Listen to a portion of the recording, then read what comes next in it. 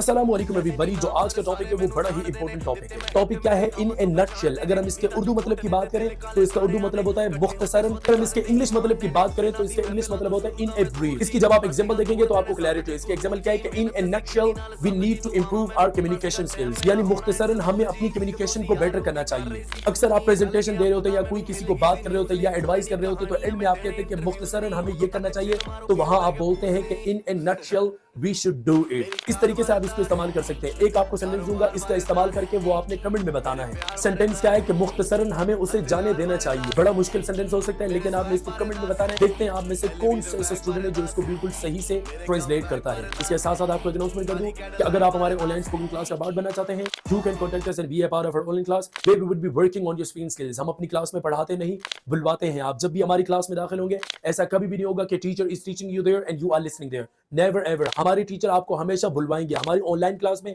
पढ़ाने का एक वर्ड भी नहीं होता। पढ़ाते हैं लेकिन ऑनलाइन क्लास में नहीं। ऑनलाइन क्लास में there would be one thing that would be practice, और प्रैक्टिस भी कौन करेगा? आप करेंगे। We would observe you there.